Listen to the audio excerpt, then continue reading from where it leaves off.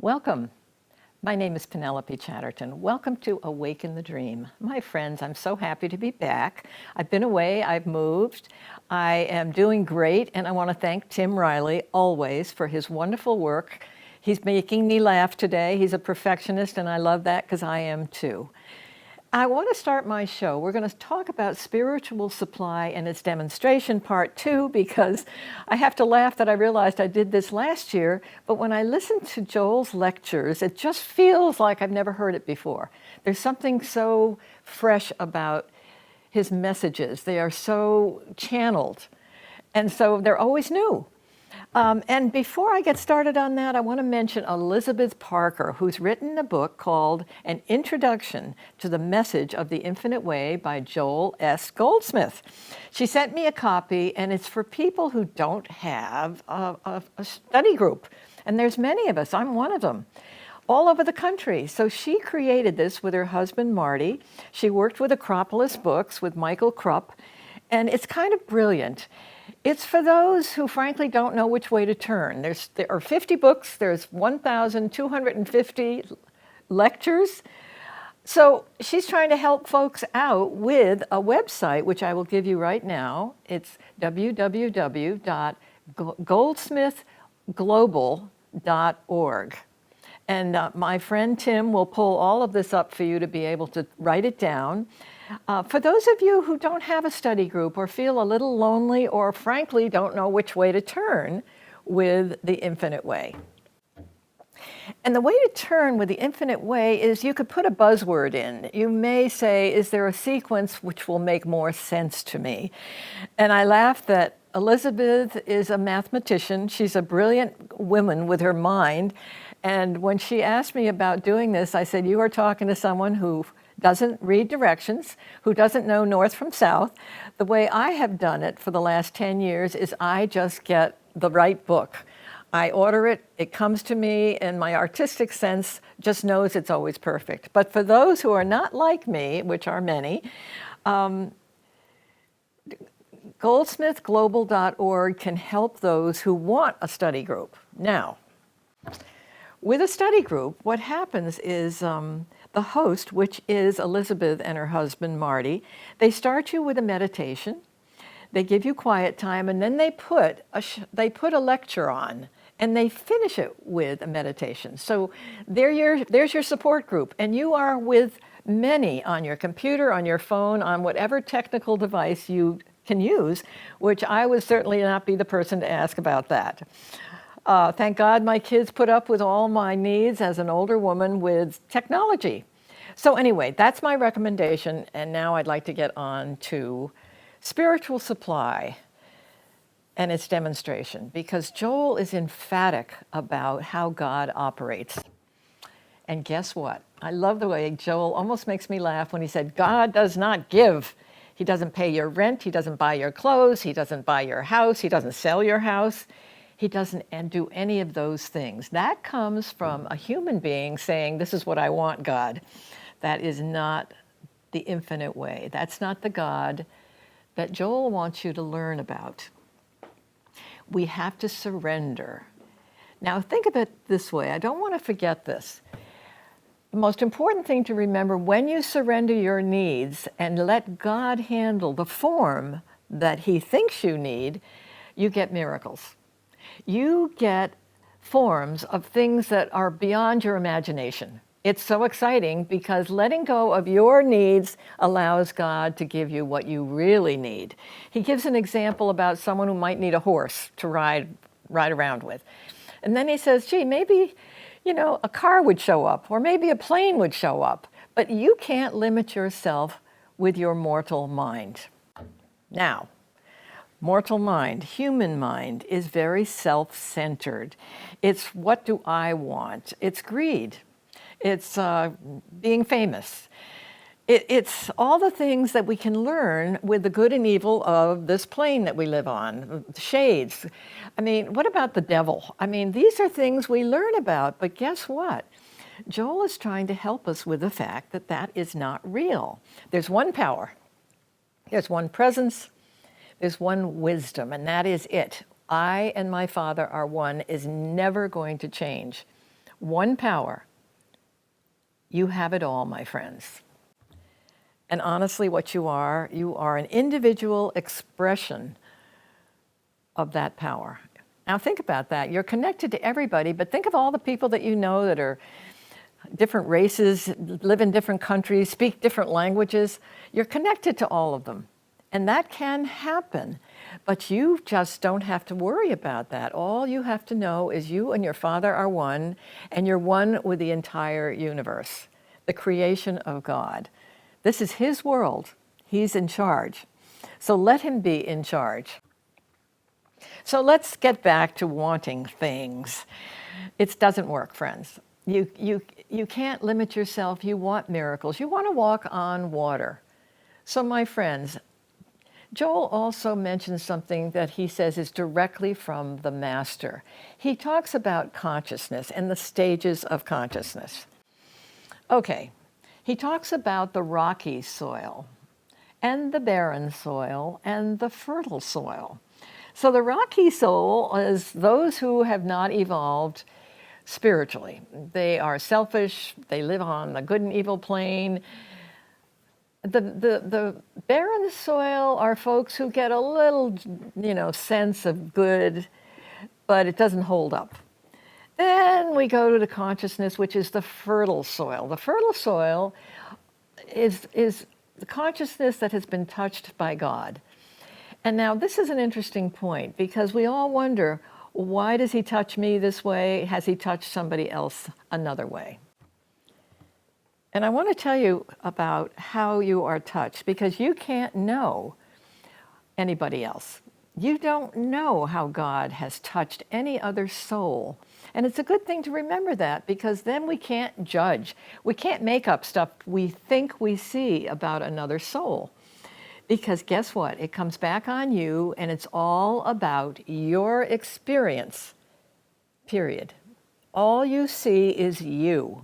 I and my Father are one. I love my neighbor as myself. Now, this is so important to get about the infinite way, and Joel was chuckling with his audience saying, I bet you all say you got this, but he said, I think you need to think more about it. Judging another is all about what you think about yourself. So in other words, friends, we've got to give grace.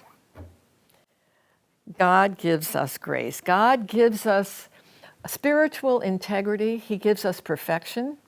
He gives us perfect health. He said there's no law about disease. He gives everything to us. If we surrender, we have it. We walk on water. We have miracles. That is simple. But is it simple? No. It's hard when we've been trained in this dimension that there is a good and there's an evil, there's a devil, there's bad stuff. We've been trained. Our parents, our schools, the media, the politics, my God. I mean, what we learn about what we're supposed to be looking at, we have to surrender and let it go. And doing that gives us peace. The worst person you know, I often say that expression, is not who he is. Now, people don't know who they are, and people do act out, and yes, that happens.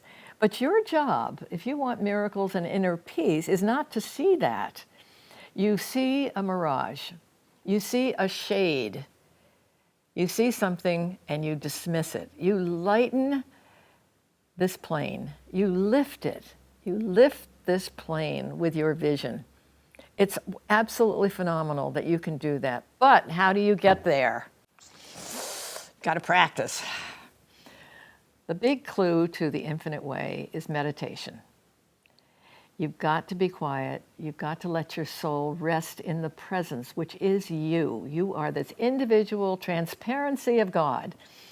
And you have to live with it. You have to accept it and feel it. And you can do that. It's there.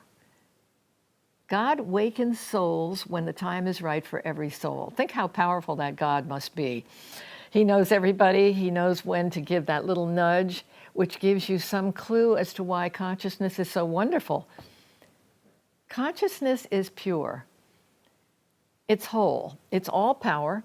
It's all wisdom. It's all presence. You are a walking presence of God. living, breathing, walking perfection. You are spiritual. You've got it all. You've got it all. However, working for it is your job. Okay, let's get back to why I'm saying it's your job. How are you going to know it's your job? Well, you're the barometer. You're the one who looks out. Are you walking on water? Is your life miserable? Have you made mistakes? I mean, you're the one who gets your own feedback. So you get the heads up. You're the barometer for how you're doing. So listen up.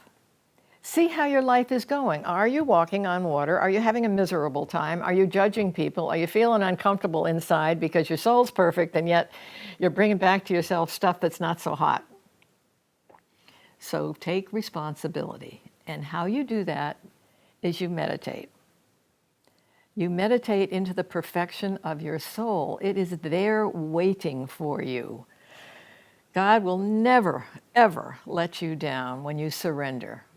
Surrender to your perfection, to the fertile soil, to the soil that speaks to you with the Word of God. All right, we're going to go to that Word of God. Out of the mouth of God comes the Word.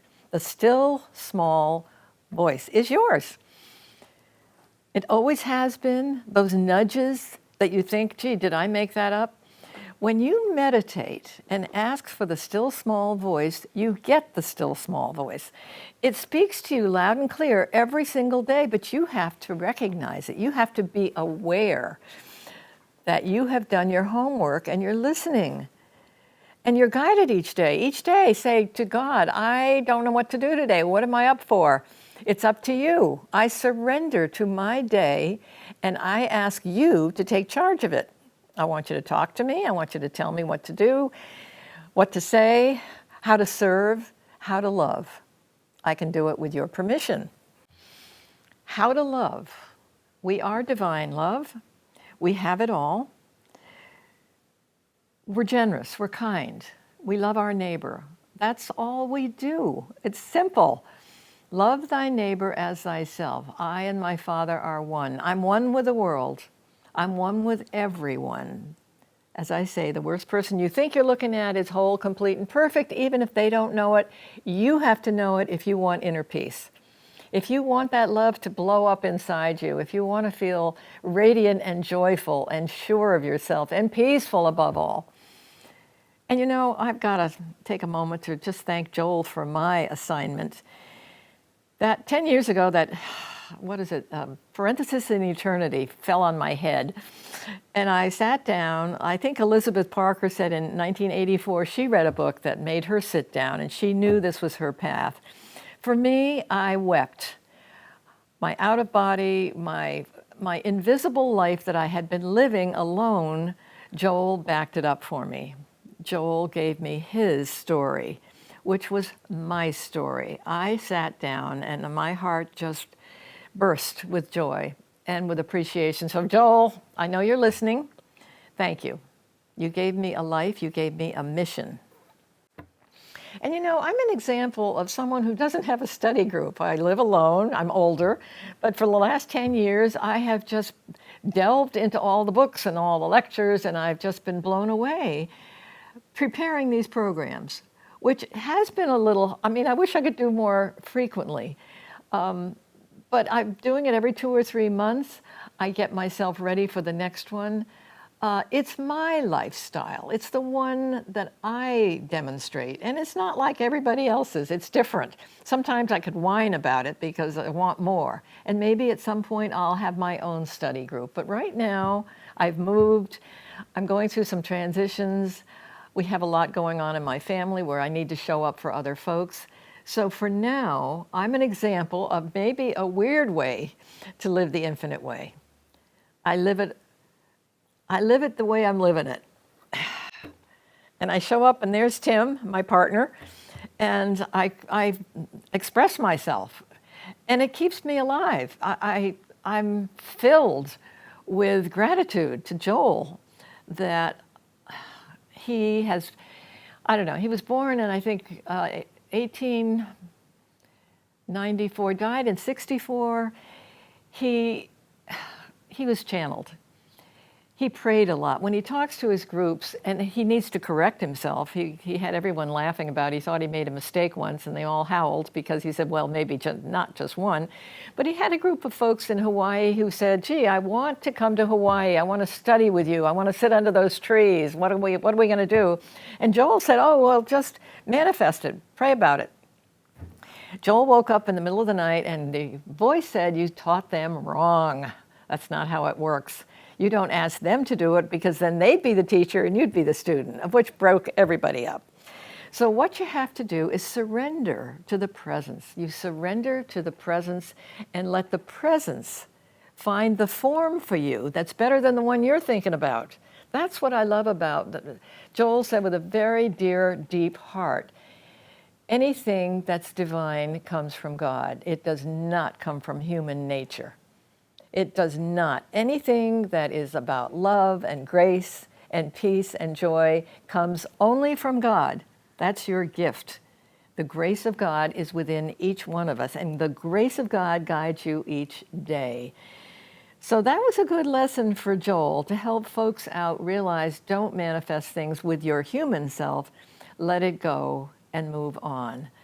And there's another... he said something about Peter and John, I think, went to a temple, and there was a cripple looking for alms, and they gave him the Christ consciousness. But how the form came out was the cripple got up with new legs, because that's the form that God could give him, because the disciples surrendered what they thought he needed by just giving the cripple the presence. Just the presence, the love, the peace of God, and it manifested the way it was supposed to manifest, because it came through from God's perfection. So that was a beautiful story, and that's the way, honestly, he started out his program on spiritual supply. So, how it manifests is you get out of the way, folks. You meditate. Think about it. You got to be aware. Morning, noon, and night. You wake up and be aware of the presence. Fill yourself with the peace and feel it and give thanks for it. Be grateful, because that's how your life is going to work right.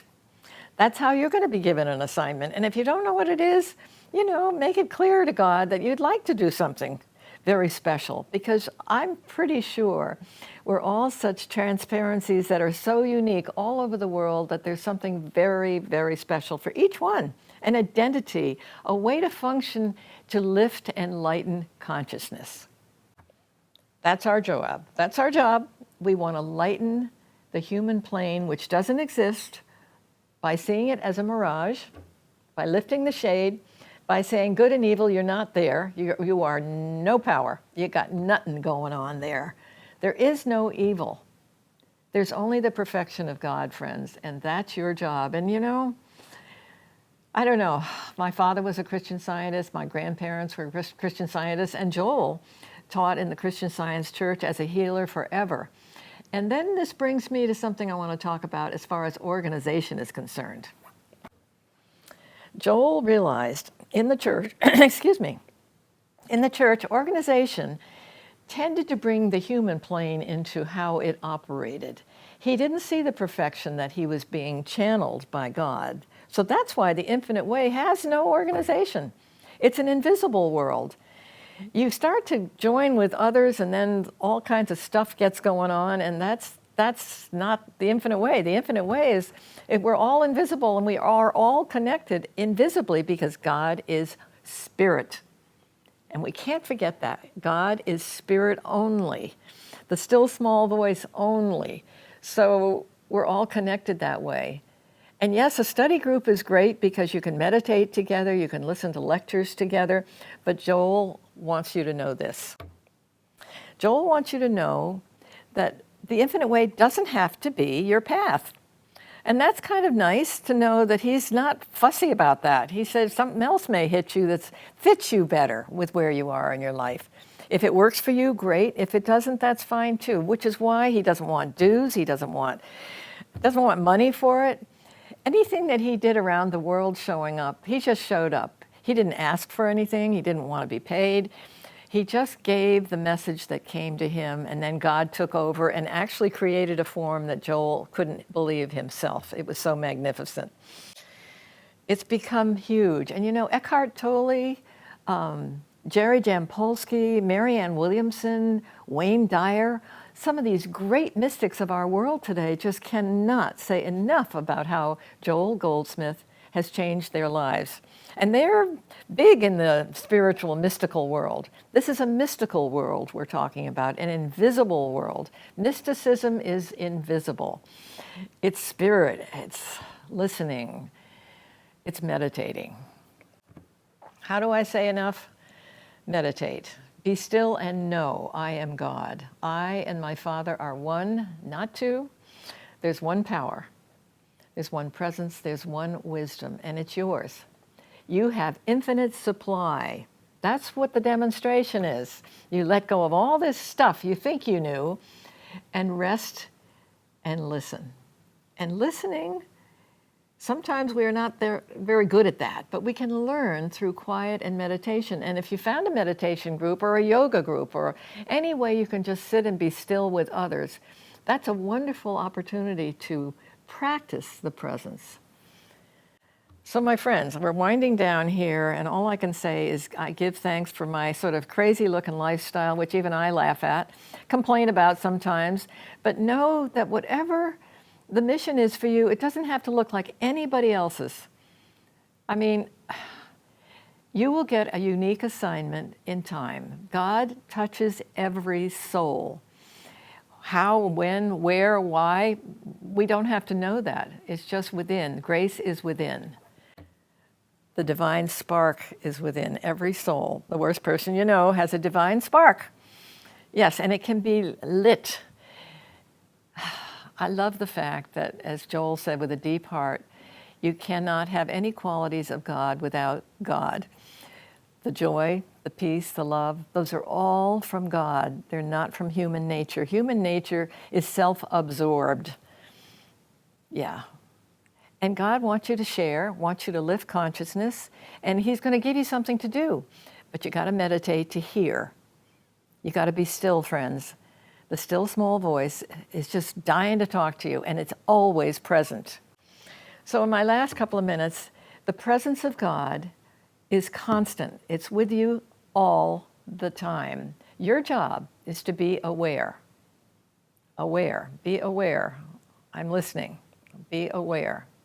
Consciousness is mine. I've been given consciousness. I've been given the joy.